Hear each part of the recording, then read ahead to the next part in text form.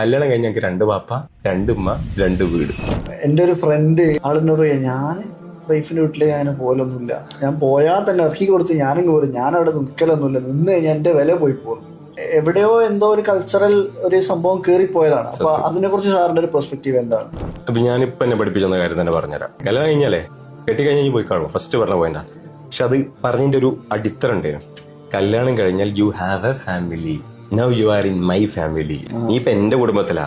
കല്യാണം കഴിച്ചാൽ നിനക്കൊരു കുടുംബമുണ്ട്, ബി റെസ്പോൺസിബിൾ. ഏറ്റവും ഇമ്പോർട്ടന്റ് ഇപ്പൊ പഠിപ്പിച്ചൊരു കാര്യമാണ് privacy. You have a family and you have to take care of it until you have money to live with her. ഞാൻ തൽക്കാലം എന്ത് ചോദിച്ചാൽ മോള് എനിക്കുള്ള സെറ്റപ്പ് റെഡിയാക്കി തന്നിരിക്കുന്നതാണ്. അപ്പൊ റൂം തരുന്നതിന് പകരം എനിക്കും എന്റെ പെങ്ങൾക്കും 2 ഫ്ലാറ്റ് പോലെ മുകളിലാക്കിപ്പ.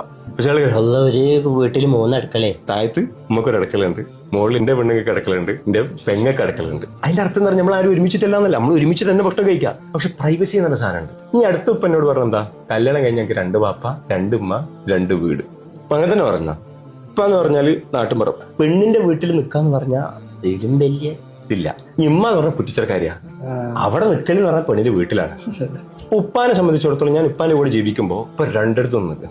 ഇപ്പൊ ഒരിക്കലും നാട്ടുകാരുടെ അല്ലെങ്കിൽ ഇതൊന്നും ഇപ്പൊ കേട്ടിട്ടില്ല. അവരെ ധിക്കരിക്കാന്നുള്ളതല്ല, എന്താ ഞാൻ ചെയ്യേണ്ടതെന്നുള്ളതാണ്.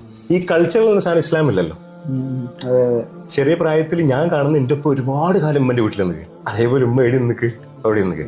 പക്ഷെ ഏറ്റവും പെട്ടെന്ന് ഇപ്പൊ എന്താക്കിയെന്ന് വെച്ചാൽ ഒരു ചെറിയൊരു വാടക വീട്ടിലേക്ക് എന്താക്കാണ് നമ്മൾ പോവാണ്. ചെറിയ കുട്ടി വാടക വീട്. പ്രശ്നങ്ങൾ ഉണ്ടായിട്ട് എന്നുള്ള പ്രശ്നങ്ങൾ ഉണ്ടാകാതിരിക്കാൻ വേണ്ടിയിട്ട് ഹയർ ആയിട്ടുള്ള കാര്യം ചെയ്യാന്നുള്ളതാണ്. ആ പ്രൈവസി മാറ്റേഴ്സ് ആണ്, വളരെ ഇമ്പോർട്ടൻ്റ് ആണ്.